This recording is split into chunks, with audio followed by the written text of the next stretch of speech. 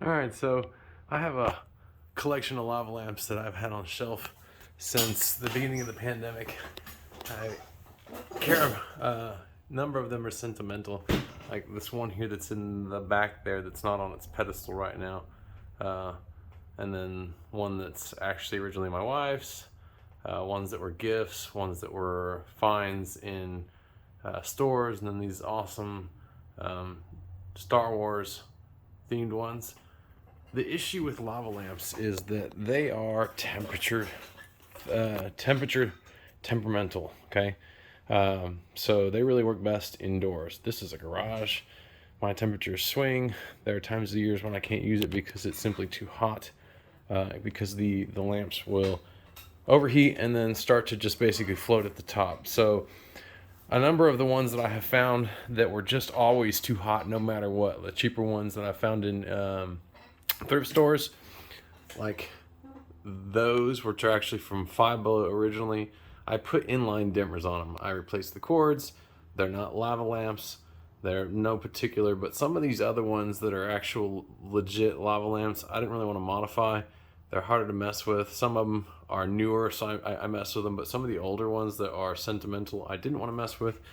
So a long time ago, when I put it off, I bought this hobby kit dimmer from a place in Houston called EPO Electronics Part Outlet. It is rated at 1,000 watts, which is what, 8.33 amps or something like that. So I have a few things on this that are modified. This is a power bar from Harbor Freight, 12 poles, 12 plugs, and I had already modified this previously with a cord that came out of this one end that was this. This is a remote lamp switch, so that I have it over by the door because all this is up on a shelf tucked away behind a bunch of stuff. That way I can turn it on and off remotely. And this device is rated for 15 amps, not the maximum. Stained red because of, well, again, lava lamps can be temperamental to temperature, especially old school ones that have screw tops that didn't get vented properly, exploded, and my heart's still broken. But what we have here at 1,000 amps is 8.33 amps, right? 1,000 watts at 8.33. So I have put in this. I wanted a glass tube fuse, but those proved to be hard. This seems to be a better solution. It's an 8 amp breaker. I don't expect it to ever break because lava lamps themselves, the light bulbs just don't operate. You're not talking 100 watt lights on most of them. Most of them lower, and I'm actually going lower than that. And power comes in through the breaker, through the device for its dimming, and then the output of the device goes through. You can see it tucked down in here, this white cord, which goes all the way to the other end, and then pokes out the hole that I made here, and again, so that I can switch at the wall. I have one of my lights down here. These are, again, they're all incandescent light bulbs. Well, the vast majority of them. They get really complicated when they're not. And then we have this dimmer. So I'll go ahead and plug it in now. And as long as, I've already tested this, but as long as the switch post dimmer is off, we don't have live power in the majority of this because it's cut off immediately here. All of the rest of the plugs are dead. Our live is only here. This dimmer does not have an on or an off. It is only dim and max. So I will go ahead and click our switch. That is our max. That is our dimmest. So now every single lava lamp itself that gets plugged in will go through this dimmer, and then I will have sort of an overall universal temperature control for when it's hot or it's cold. And then some of the smaller ones that are more temperamental to temperature swings abruptly will still have their own dimmers. It'll be a balancing act, but I've had to deal with that in the past, and there were some that I just didn't have dimmers on, and honestly I was getting tired of buying individual dimmers. This seemed like a project. I've just been putting it off.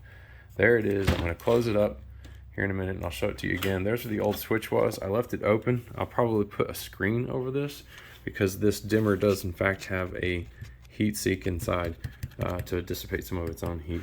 Not to mention this entire void here is open, so I don't anticipate any heating issues there. But again, I'll probably put something over this just to keep anything from accidentally falling down in there. Not that it's likely, since I'm the only one that messes with this stuff. All right, there she is, all buttoned up before I put her back on the shelf. Again, the coil goes over to a door. The shelf is up high, so this is a convenience issue, and then the dimmer is down in there. The only thing I wish is that the orientation of the dimmer had been better suited to have it on this side, but with that, all the connections would have been on this end instead of keeping everything compartmentalized down the end. My breaker, 8 amps, whatever, actually pops.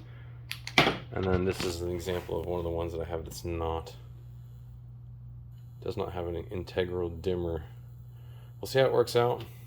This power bar I think was like 18 bucks at Harbor Freight, so in the end, no harm lost, or no major loss to me if this doesn't work out. I just was trying to get more use out of my lamps, because very frequently they start to overheat, and with a dimmer like this, once they get it up to operating temperature, I should be able to turn them down and then keep them going for longer periods of time. I will show it again when it's up, and perhaps after they've been up and running for a while. Okay, before I hop down off of my stereo freezer, I wanted to show this just terrible wire's nest back here, but point out that these are the dimmers I was ordering on Amazon. They work fairly well. They are shorter than the original lava lamp cords, so that's the downside. It's one of the reasons why I stopped changing it on the original old ones.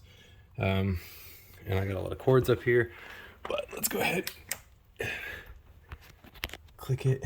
Oh yeah, I gotta plug it in, duh. All right, so there's the switch, just a click away.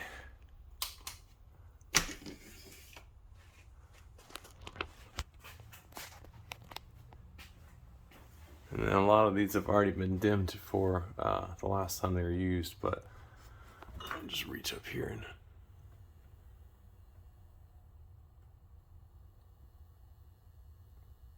yep, that's wonky, and that's all the ones that are on dimmers already are going to have to be adjusted up because they're cutting in later. But I finally have some control on these others that are on their own dimmers. Let's see if we can tweak that right now.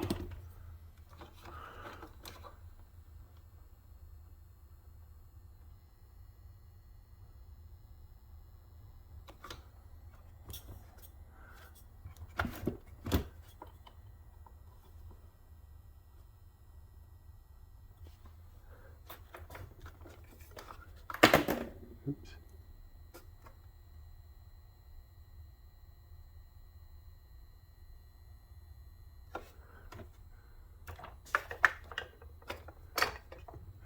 Anyway, I'm hot. I'm done. That's just me messing with this. It's very hard in the dark to find all these individual dimmers without knocking over all my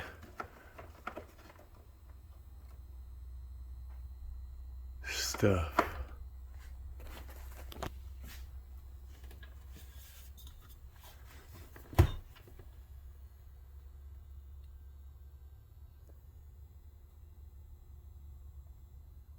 A balancing act indeed. This is a start. Alright, so here we are, up and running.